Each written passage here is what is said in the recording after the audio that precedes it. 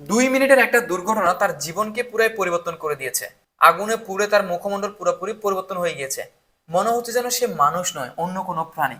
ওর নাম হচ্ছে ইব্রাহিম। বাংলাদেশের মধ্যে আশা করি এখন প্রত্যেকে তাকে চিনেন, কারণ তাকে নিয়ে বাংলাদেশের মধ্যে সমস্ত মানবিক কন্টেন্ট ক্রিয়েটররা তাকে নিয়ে ভিডিও বানিয়েছে। এবং বাংলাদেশের মধ্যে 1 নম্বর কন্টেন্ট ক্রিয়েটর যে জুয়েল ভাই, তাকে নিয়ে ভিডিও বানিয়েছে, কারণ সে অর্থের কারণে চিকিৎসা করতে পারছে না। এখন কথা হচ্ছে, আগুনে পুড়লে কি মানুষের চেহারা এরকম পরিবর্তন হয়ে যায়? এখন উনি কি আর চাইলে আমাদের মতো স্বাভাবিক জীবনে ফিরতে পারবে? যদিও চিকিৎসা করে, তাহলে কি আমাদের মতো সুন্দর শরীর, সুন্দর মুখ আবার ফিরে পাবে? সবকিছু জানবেন আজকের এই ভিডিওতে। নমস্কার বন্ধুরা, আমার নাম শ্রীচন্দন দাস। আমি একজন কমিউনিটি প্যারামেডিক এবং মেডিকেল অ্যাসিস্ট্যান্ট।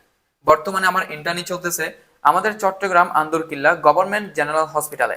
প্রথমে জানবো, আগুন আমাদের শরীরে লাগলে প্রথম শুরুতে কি ঘটে। আমাদের শরীরের সবচেয়ে বড় অঙ্গ হলো স্কিন, যেটাকে চামড়া বলে থাকি।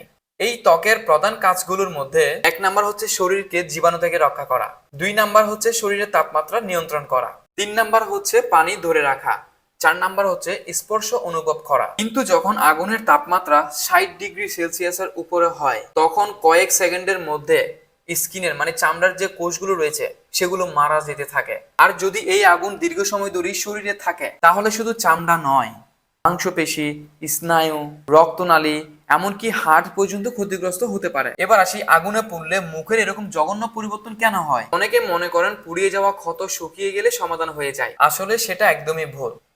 আগুন যদি গভীর পর্যন্ত পুড়িয়ে ফেলে, মানে চামড়ার গভীর পর্যন্ত পুড়িয়ে ফেলে, তাহলে আগের মতো স্বাভাবিক চামড়া তৈরি করতে পারে না। এটার পরিবর্তে তৈরি হয় স্কার টিস্যু, মানে শক্ত দাগের চামড়া, যেটা এই মানুষের মুখমণ্ডলে দেখতে পাচ্ছেন, একদম শক্ত টাইপের। আপনি ধরলে বুঝতে পারবেন এটা একদম শক্ত টাইপের, টান টান হয়ে গিয়েছে। আর এই চামড়া কখনো স্বাভাবিক ত্বকের মতো নয়, এটি শক্ত এবং মোটা, কম নমনীয় হয়ে থাকে। ফলে মুখ ধীরে ধীরে টেনে যেতে থাকে এবং ঠোঁটগুলো ছোট হয়ে যায়, নাক বিকৃতি হয়ে যায় এবং চোখ পুরোপুরি বন্ধ করতে পারে না, এবং কি কান পর্যন্ত বিকৃতি হয়ে যায়, মানে কানের পর্যন্ত পরিবর্তন ঘটে যায়। এবার আসি, মুখমণ্ডল তো পরিবর্তন সম্পর্কে জানতে পারলাম, তাহলে হাত কেন পরিবর্তন হয়ে যায়? হাতে অনেক ধরনের জয়েন্ট থাকে।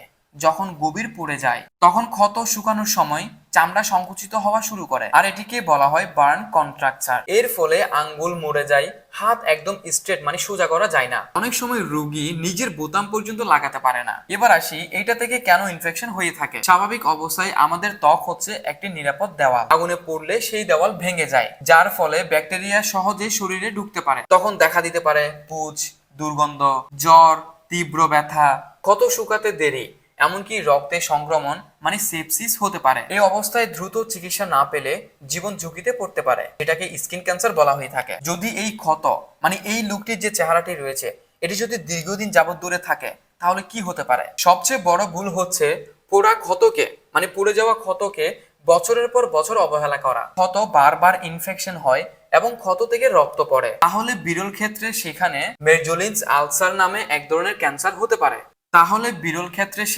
মেরজোলিনস আলসার ক্যান্সার নামে এক ধরনের স্কিন ক্যান্সার হতে পারে।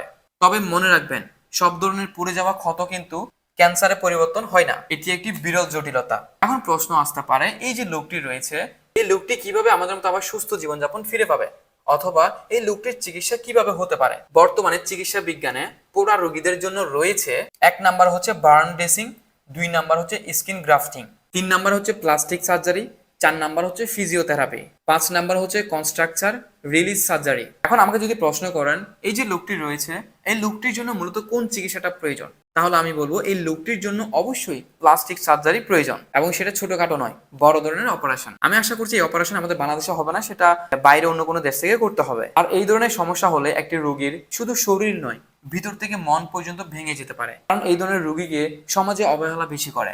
মানসিক কষ্ট, চাকরি হারানো, আত্মবিশ্বাস হারানো, সবসময় সমস্যার মুখোমুখি হওয়া, এই ধরনের রোগীদেরকে শুধু চিকিৎসা নয়, ভালোবাসা ও মানসিক সমর্থন প্রয়োজন। প্রিয় বন্ধুরা, আপনাদেরকে অনুরোধ করব, এই লোকটিকে আপনারা যেখানে দেখবেন কখনো ঠকাবেন না, কখনো তাকে অ্যাভয়েড করবেন না, ইগনোর করবেন না। সমাজের মধ্যে তাকে সুন্দর মানুষের মতো জীবনযাপন করতে দিবেন, এবং যে যতটুকু পারেন এই মানুষটিকে সাহায্য করবেন।